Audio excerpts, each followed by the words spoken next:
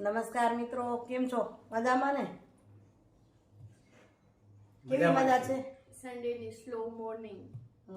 દ્રષ્ટિબેન કહે છે સન્ડેની slow morning. સાચી વાત છે. રોજ કેવા ફટાફટ કપડાં પહેરાઈ જાય, જલ્દી જલ્દી કામ થઈ જાય.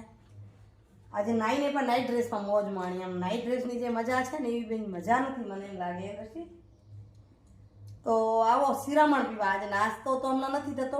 બાજરા જુવારના રોટલા થાય છે એટલે શિરામણ. જુવારના રોટલા ને મરચાં બચ્ચા સાહેબે વગાડી દીધા. પપ્પાએ બનાવ્યા મરચા, મમ્મી બનાવ્યા રોટલા, મેં બનાવી મરચા, બધાએ થોડું થોડું કરી લીધું.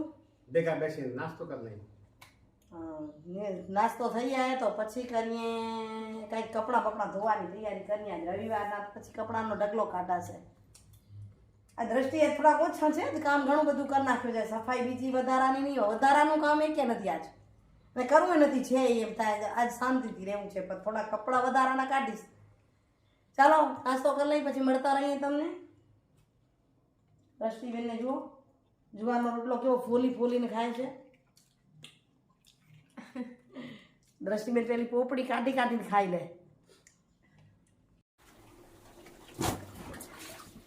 ઓકે દબોડી લીધા ને હવે મને ઘૂસવા. દ્રષ્ટિ કે રવિવારની સ્લો મોસમ હવે ફૂલ મોસમ થઈ. આ ધાબળા ઉઠવાની બહુ મજા આવે. બધું ટાણે મારા વડીલો કહેતા હા ને મહા એક થાય એવું કામ છે. વાસ અસર થાય નહીં આપણા ધાબળા ધોવાય.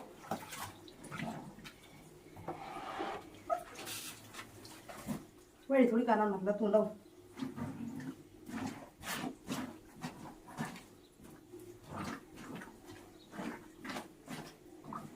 એનો ધોકેથી દબકાવ્યો ને હવે થોડીક લતું આમ દઈ દઈને કાઢીશ. દ્રષ્ટિ છે ત્યાં સુધી મોજ કરવામાં ધોવાઈ જાય નહીં તો પછી એકલીને હેરાન થઈ જશે. તો મિત્રો ધાબળા બાબડા ક્યાં ધોવાય આવી રસોડામાં જોવા કેટલું થયું છે તૈયાર. આજ થાકી જવાનું તો એટલે અને આજનું જમણ પૂરું લાગે છે. અહીંયા બાઈ શું બનાવ્યું છે? દાળ ભાત રોટલી. દાળ ભાત રોટલી દહીં જમવાનું બધું થઈ ગયું તૈયાર. આજનું પૂરું જમણ કરી લઈ તૈયાર કરાય. દ્રષ્ટિ છે ત્યાં સુધી આપણે નિરાશ છે. પછી બહુ જાજુ તો ઉપાધિ નથી. બપોટાણે કોઈ હોય નહીં. આપણે એકલા જોઈએ તો સવારે બનાવી નાખીએ. ઘણી વાર રવિવારે મગ બાફી નાખું. કામ કરતી પછી મગ ખાઈ લઉં.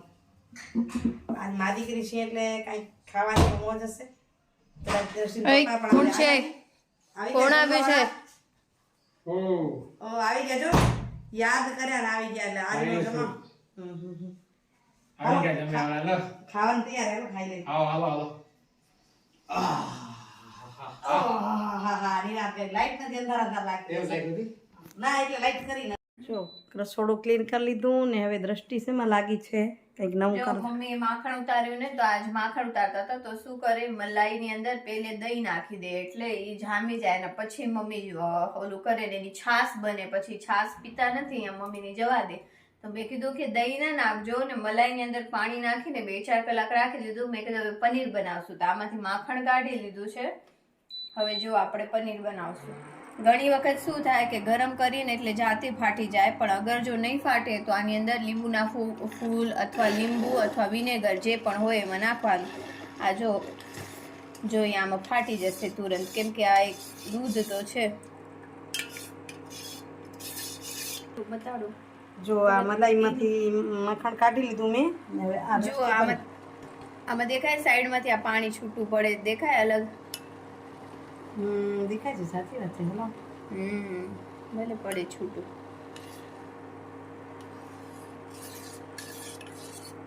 બહારથી પનીર લઈ કેવું હોય ખબર ના પડે ને આ જો અને આ એક વેસ્ટ છાશ સામે મમ્મી પછી જવા દેતા એની જગ્યાએ આ પનીર સરસ બની જશે. મલાઈમાં છાશ બનાવું હું મને મજા ના આવે પીવાની એટલે હું પછી જવા દઉં. ગાય કૂતરાને દઈ દઉં બહાર. જ્યાં સુધી આ થોડુંક પાણી છે એ ક્લિયર જેવું લાગશે એકદમ અલગ થઈ જશે. જો આપણું છૂટું થઈ ગયું હવે પેલે એને ગાળી લઈ.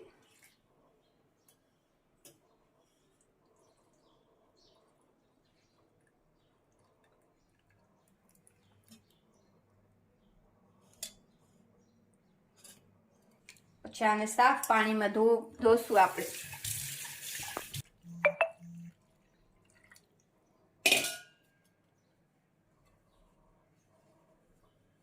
પનીરને નીકાળી લઈ. અને આ જે નીકળ્યું ને પાણી એ પણ બહુ હેલ્ધી હોય હો. ફૂલ ઝાડ માટે પણ બહુ સારું હોય. અમે ત્યાં નાસિક અમારા ત્યાં ટેરેસ ઉપર કિચન ગાર્ડન કર્યું છે ને એની અંદર નાખી દે. આને બિલકુલ વેસ્ટ ના જવા દે. ને તમને જેને લોહી ઓછું હોય ને લોહી વધારવું હોય ને બી આ પાણી પીવે તો લોહી વધી આવે. 1 મહિનો ટ્રાય કરીને જોજો. જો આમાં ચોખ્ખું પાણી લીધું, પછી આમ સાફ કરી લઈશું.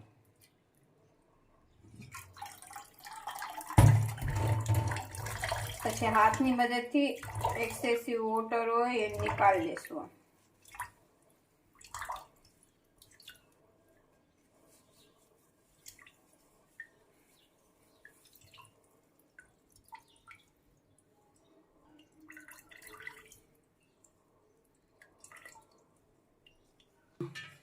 જો આ તો તમને બતાડવા માટે કર્યું એટલે અહીંયા બાતિયું બહુ મોટું અને પનીર સાવ થોડુંક છે, પણ તોય આવી રીતે પનીરને આપણે વીંટી લઈ પોતળી બનાવી પોટલી બનાવી અને એની ઉપર આવી રીતે વજન મૂકી દેવાનું. ને આ 2 થી 3 કલાક માટે આવી રીતે મૂકી દેવાનું. બસ 2 થી 3 કલાક પછી બતાડશું કે વજન માટે તે પાણી ભર્યું એમ ને. મેં કીધું શેના માટે? તો વજન વાળું કિલા દોઢ નું તોલું મૂકી દઈ તોય ચાલે. બસ હવે આને રાખી દઈશું. 2-3 કલાક પછી બતાડશું. પનીર એકદમ બહાર જેવું એકદમ મસ્ત બનશે. ઘણા માણસોને એવું કહેતા હોય એમ કે પનીર બનાવીને પછી બુરું થઈ જાય એમ, પણ આને આવી રીતે તમે વજન દઈને રાખશો તો એકદમ બહાર જેવું જ બનશે મસ્ત. ચલો મિત્રો ફ્રી થઈ ગયા અને આજે જવું છે ગંગેશ્વર મહાદેવે.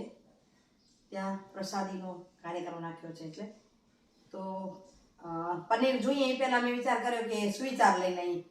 તો આજના સુવિચારની વાત કરતો એવું છે કે તમને કોઈ સાચી દિશા બતાવવા વાળી વ્યક્તિ મળી જાય તો એ સમજી લો કે દીવો છે. અને દીવો છે ને એ સમજો સૂર્યનું કામ કરે છે.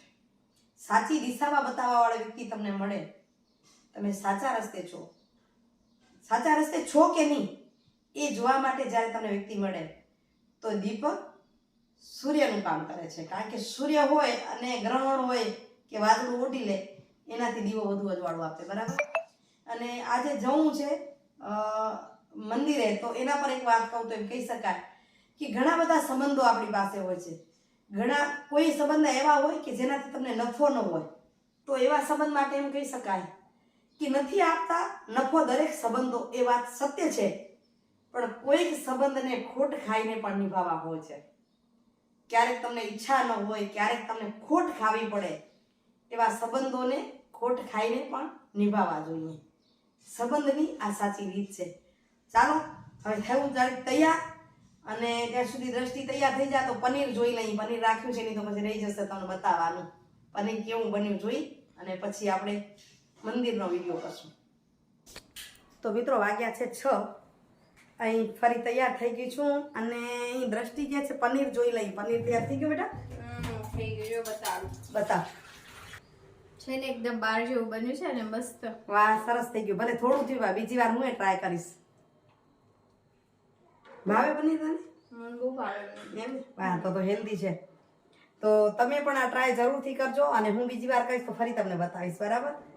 તો હમણાં ફ્રીજમાં મૂકી દે. અને અમને જવું છે, આપણે રોજ જઈએ છીએ ને ગંગેશ્વર મહાદેવે, તો ત્યાં પ્રસાદ બનાવ્યો છે. મહારાજે કીધું કે આજે પ્રસાદ કરશું રવિવારે. તો જઈએ મા દીકરી હમણાં નીકળીએ છીએ. બપોર પછી ઘણા બધા કામ કર્યા, પછી વિડીયો કરવા રહીશું તો કામ રહી જશે, એવું કામ હતું. મેં પ્રેસ કરીને દ્રષ્ટિએ બીજું બધું સફાઈનું કામ કરાવી દીધું. ને હવે ચાલો જઈ મહાદેવે જઈએ અને મહાદેવજીએ શું રાંધીએ છીએ ને શું કરીએ છીએ તમે બતાવશું. મહારાજ શું રાંધે છે ને શું અમે રાંધીએ છીએ. તો મિત્રો પહોંચ્યા છે ગંગેશ્વર મહાદેવના મંદિરે.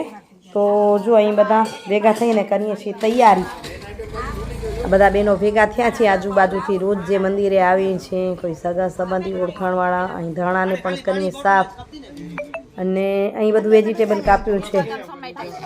મરચાં ભજીયા માટે, બટેટા, ફ્લાવર અને વટાણા પુલાવ ભાત માટે, ટમેટાં.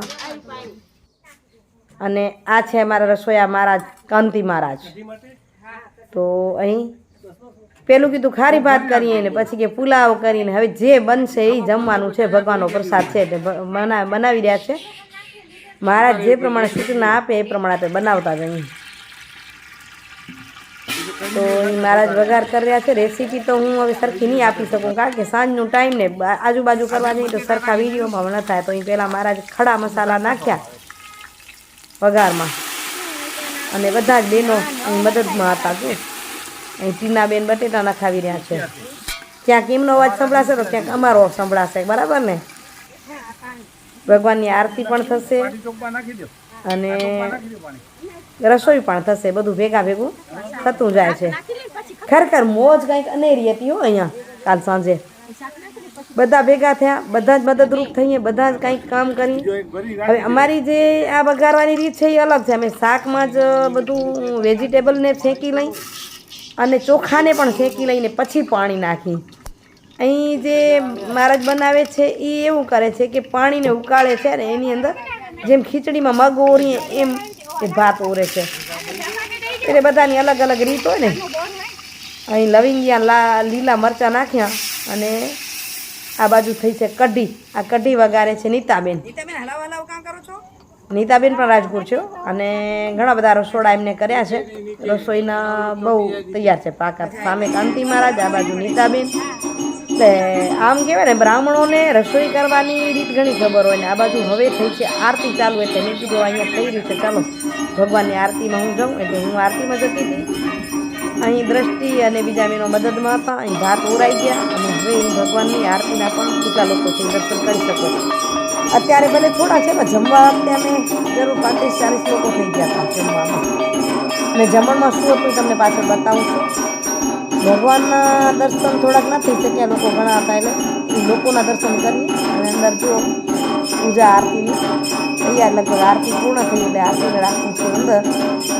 અને અહીં પાછા આવી ગયા આ લીલાબેન આવ્યા.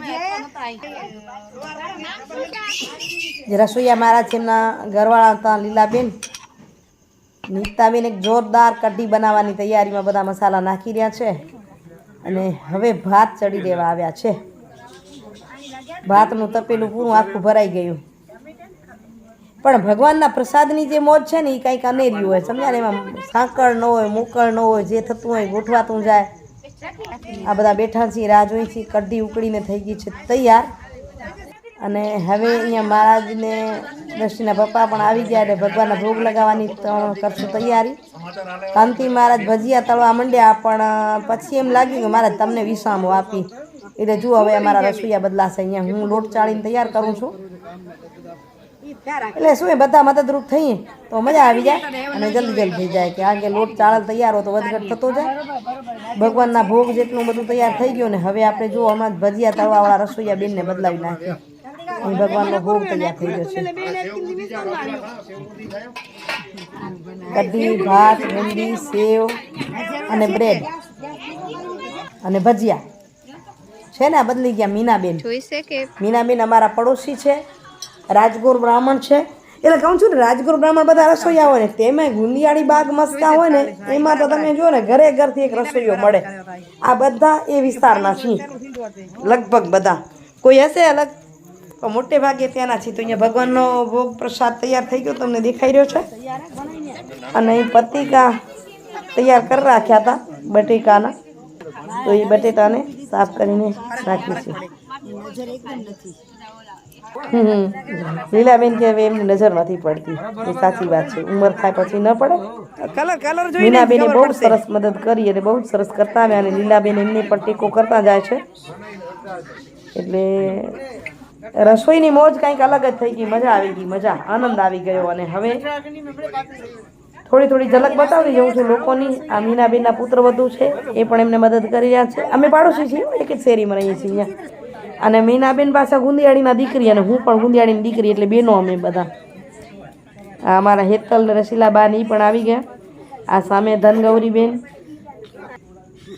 અને આ મિસ્ત્રી રમેશભાઈ, ધનગૌરીબેનના ઘરવાળા. અમે રોજ મંદિરે ભેગા થઈએ એટલે શું દ્રષ્ટિના પપ્પાને એટલે વાતે વળગ્યા હતા. રોજનું થયું ને. ચાલો હવે જમવાની કરી છે તૈયારી. તો આ સેવ, બાજુમાં બુંદી, બાજુમાં ભજીયા ચટણી જગ્યાએ સોસ, ભાત, વઘારેલા ભાત છે, કઢી અને છાશ અને સાથે છે બ્રેડ. એટલે બધાને કીધું જમવા બેસી જાઓ. અને આ જમતા જમતા હું હવે કહું છું વિડીયોનું કરું છું એન્ડિંગ. કાલે મળી છે નવા વિડીયો સાથે. આજનો વિડીયો આશા રાખું છું કે તમને ગમ્યો હશે. ગમ્યો તો લાઈક કરીને શેર કરવા વિનંતી છે. દ્રષ્ટિબેન ભોજન લઈ રહ્યા છે, એના સાથે વિડીયોનું એન્ડિંગ. હરિઓમ. આવજો મિત્રો.